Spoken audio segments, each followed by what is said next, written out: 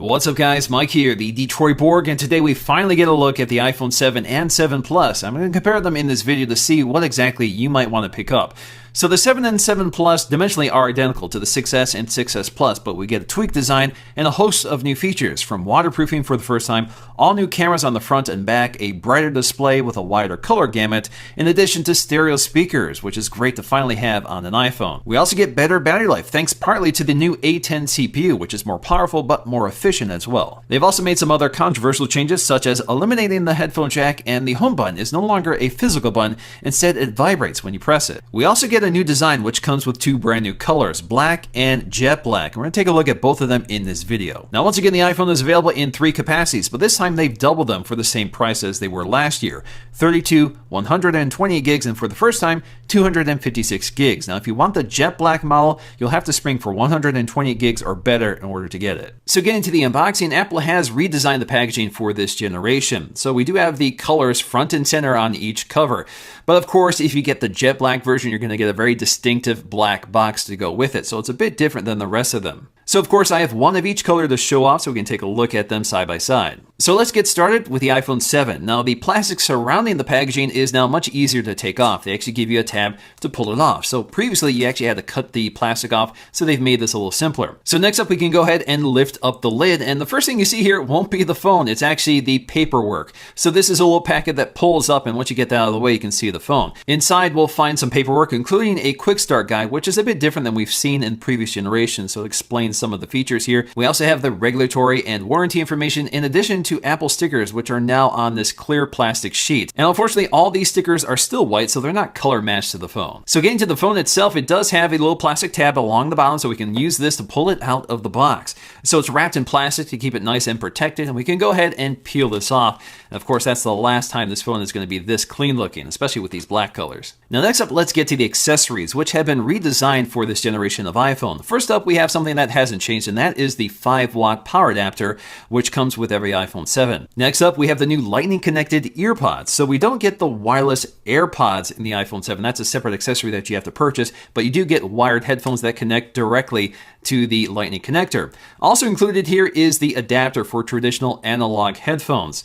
So you do get that with every iPhone 7 purchase, so at least you have an adapter in order to use your old headphones. And lastly, at the bottom of the box, we get our lightning cable. So getting to the unboxing of the iPhone 7 Plus, obviously identical to the iPhone 7, just scaled up to size. So all you have to do is remove that plastic sleeve, pop open the lid, and inside, first thing you'll see is the paperwork. Setting that aside, we'll find the phone just below it, wrapped in plastic, which comes off very easily. And of course, I have the gold version in this case, as well as a silver version. And in terms of the accessories, they're also identical. They're just more widely spaced for the bigger box. So when it comes to setup, it's pretty familiar for any iPhone. There's a few differences here, but for the most part, it's the same as the iPhone 6S. So we can go ahead and set up our Touch ID sensor, Apple Pay, and Siri voice recognition, which can be done wirelessly as you could with the iPhone 6S. But new here is the new home button. So you get an explanation of how the home button works, and you can actually customize the intensity of the tap-to click that replicates the home button press. So you can go with very light, medium, or high intensity. Now personally, I prefer the medium because the higher intensity one feels a little like the screen is clicking at the bottom, while the medium intensity feels just about right. In terms of the design, Apple describes this as refined, and I think that's a good way of putting it. It looks a lot like the previous generation, has the same dimensions, but does have some welcome tweaks here. And one of them is the antenna design. So they've been able to integrate the antennas into the casing of the phone, which means we have smaller antenna stripes along the top and bottom. I think this is a big improvement visually. Now, if you get one of the dark black colors, you can see that the lines are virtually invisible. So you have a very minimal look, much more stealthy than before with space gray. And of course, if you get the other colors, they're whiter, so they contrast more sharply. The other change here is the camera design is now much more integrated into the body of the chassis, so it looks a little stronger and I think looks a lot better. At the bottom edge, of course, things have changed quite a bit here. So the headphone jack is removed, and instead we have this very symmetrical design. So it looks like we have stereo speakers, but in reality we have one loudspeaker and microphones on the other side. Apple just wants that symmetrical design so it looks more attractive. But once again, they pay a lot of attention to detail, right down to the speaker grills matching the color of the phone. So when it comes to the other buttons, they're in the same place as they were before. On the right side, we'll find our thumb reachable power button, and on the left side, we'll find our volume controls up and down. Now, they did make a slight tweak to the iPhone 7 volume key, so gone is that recession from the iPhone 6s. Now it's a much simpler look. Also found on the right side is our nano SIM tray, and there's a difference here because we have a water-resistant design. The SIM tray also has a gasket built into it, so that's a new feature if you look very closely. Now, although you can't tell by looking at it, the home buttons have also been redesigned, and they're solid state this time, so there is no physical click. But instead of a mechanical click, the Taptic engine replicates a click at the bottom of the phone. It feels exactly like a click. It doesn't feel like a vibration, but it's not quite as localized as I was expecting it to. It actually feels like the bottom of the phone is clicking, not just the button itself. We also get stereo speakers for the first time on an iPhone 7. So we have one loudspeaker at the bottom, and the earpiece now acts as a loudspeaker as well. So that delivers twice the volume of the previous iPhone 6s and 6s Plus. This also gives us a much wider dynamic range, and the phone is smart enough to know whether you're holding it in portrait or landscape orientation and reorientates the stereo speakers for optimal audio quality. So let's go ahead and take a listen to what it sounds like compared to the iPhone 6s. About a year ago, Apple launched a product called the iPhone Lightning Dock, and when the iPhone 6s came out, they launched them in aluminum versions with colors that matched the iPhones. Well, with the iPhone 7, they've had to add a new color, and that is black. So this is designed to accompany the new black color, along with a new jet black color that's coming with the iPhone 7. Another big deal here is that this is the first iPhone to get an IP67 certification, which means it's dust and water resistant. In terms of water resistance, this means you can submerge the phone in 1 meter of water for up to 30 minutes, so don't take it swimming. But this will do a much better job protecting your phone in those accidents or if you're out in the rain. So when it comes to the displays, once again, they're the same size and resolution as the 6S and 6S Plus. So we have a 4.7-inch and a 5.5-inch screen. The 4.7-inch comes in a resolution at 750 by 1334, good for 326 ppi, while the 7 Plus has a full 1080p display, good for 401 pixels per inch. So that's definitely the sharper display here. Both of them are once again LCD IPS panels with dual domain pixels, which delivers fantastic off-axis viewing, which also gives us very deep and dark contrast with bright, vivid colors. Now, speaking of brightness, both displays are 25% brighter than the previous model. The displays also pick up the same Cinema P3 spec of some of their Mac models, which means we have a much wider color gamut available for this phone. Now, this is great because it can also display the wider color gamut of the new camera system. Now, comparing the iPhone 7 to the 6S displays side by side, the thing that jumps out right away to me is that the 7 looks a lot warmer than the 6S. The 6S has a much cooler color temperature, but the iPhone 7 definitely has a wider color gamut, so it looks a lot more vibrant than the iPhone 6S. But in terms of brightness, at first glance, I don't really see the difference here, but there's definitely a big difference in color. We also get an all-new 7-megapixel FaceTime HD camera, which has an f2.2 aperture. It can finally record in 1080p HD video. Now, if you remember from the previous generation, that was a 5-megapixel sensor that could only record in 720p video, so this is a welcome improvement. This also has other features like auto image stabilization as well as deep trench isolation for great low light performance. That also combines with the Retina HD flash to illuminate your shots. So when it comes to the cameras, obviously there's a difference between the iPhone 7 and 7 Plus, but they all have the same main camera, a 12-megapixel sensor, which is all new with optical image stabilization. This also has a much wider f1.8 aperture, jumping from the 2.2 aperture from the previous model. We also get larger pixels on those sensors for better low-light sensitivity. But when it comes to the iPhone 7 Plus, it gets a second 12-megapixel sensor, but this time with an f2.8 aperture. So this is used for telephoto images. So this allows you to zoom in optically on images, and we're going to take a look at that in the software. Now, I do think it's worth noting that although we have software stabilization on this lens, it does not have optical image stabilization like the main wide-angle lens. Also next to the camera is one of the microphones in addition to our new LED flash. So this is a quad LED flash with dual tone, and this is 50% brighter and shoots 50% farther. Now, in terms of using optical zoom on the iPhone 7 Plus, it's actually very simple. It's built into the camera app. So basically, you get this little controller that allows you to quickly jump between 1x and 2x optical zoom.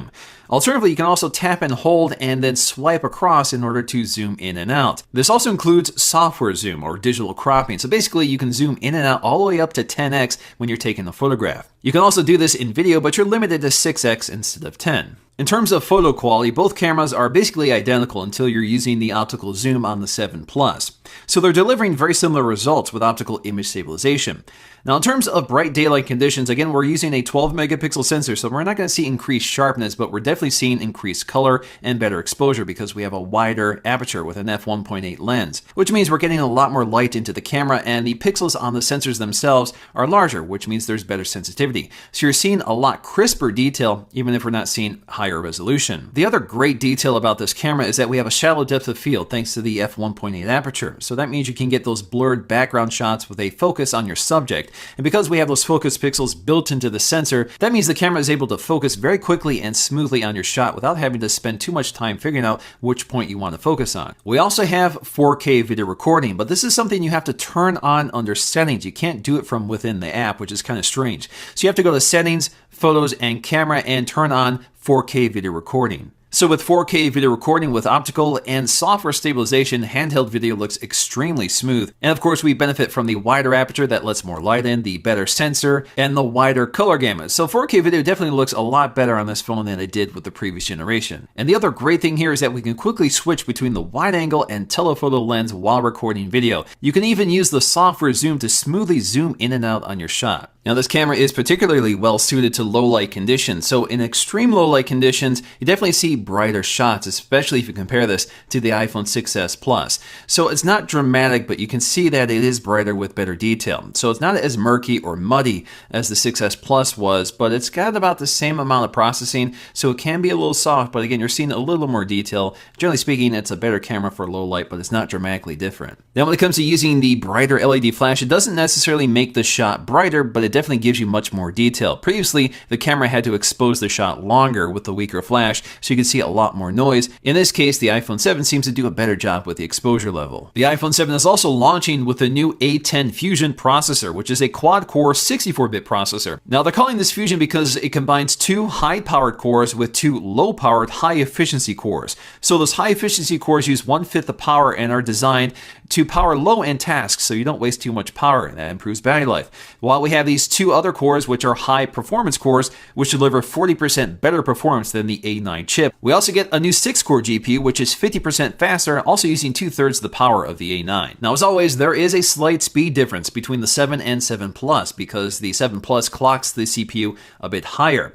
But there's also another big difference, and that is RAM. So there are 2 gigs of RAM on the 7, 3 gigs of RAM on the 7 Plus. So you get a lot more room to work with on the 7 Plus over the 7. Regardless, if you take a look at our Geekbench scores and compare them to the previous generation, you can see a huge gain here. So this makes a very powerful phone even more powerful. So when it comes to battery life, in addition to more efficient processors, we also have larger batteries built into both devices. So Apple estimates that most users should see 1 to 2 hours of additional battery life over the 6s. iPhone 7 does add a few features to iOS 10 that's not available on the iPhone 6s. So for example, if you want to adjust the intensity of the vibration or click of the home button, there is a section for that under settings and under general, and you'll see the home button. And this basically allows you to pick a different intensity if you want. So if you don't set this up correctly when you set up the phone, at least it's there under settings. Also unique to the iPhone 7 is a section under sound and haptics. So that's just sounds on the iPhone 6s. But if you go to the bottom of that list, you'll see system haptics. And that's because we get haptic feedback in some areas of the system on the iPhone 7 versus the iPhone 6s. So for example, when you toggle this switch on and off, you actually get a taptic feedback as you do so. Now, as always, the iPhone 7 Plus once again has a unique software experience compared to the standard iPhone 7. And that's because we have landscape view for many apps. That actually includes the home screen. So that's able to take better advantage of this larger, more higher resolution display. These phones are also launching with iOS 10, and I did a very extensive look at iOS 10 in a previous video, which I'll leave linked in the description below if you want to check that out. So when it comes to these new black colors, they're much darker than the space gray that they're replacing. They're much more opaque, so it's going to be interesting to see how they age over time, but the matte black seems to be quite durable. Now the big standout here is jet black. So jet black has this near perfect gloss finish. It actually looks like one piece of glass. It's very reflective, and it's also prone to scratches. In fact, Apple warns that this is more prone to scratches, so you may want to put a case on this unless you want the weathered look. But when it's brand new, it looks like one piece of glass. In fact, it seamlessly bonds to the glass on the front for this really unique design. So it definitely stands out and makes the phone look like something completely different than you've seen up to this point. The only problem with these dark black colors is that they show a lot of fingerprints, certainly much more than space gray. So you may want to put a case on these unless you want to spend a lot of time cleaning them. So ultimately, in the end, the iPhone 7 really is a very polished product. It finally adds many of the features I think it's been lacking for a long time, such as waterproofing in particular. We also get fantastic cameras on both models, high-end processing power that makes the system extremely smooth and powerful, and excellent battery life that gets even better with this generation. Of course, this may not be perfect for everybody because it lacks a headphone jack, and some people want a sharper display than the one offered on the iPhone, especially the 4.7-inch iPhone 7, which definitely isn't as sharp as most flagship smartphones priced at this level. But in the end, I think this is a significant upgrade from the iPhone 6s and 6s Plus, and it's definitely worth considering as a replacement. Alrighty guys, hope you enjoyed this look at the iPhone 7 and 7 Plus. I do have the Apple Watches and some of the iPhone 7 accessories coming up, so stay tuned for that. And if you like this video, please give it a thumbs up to let me know, and I'll see you again in the next one.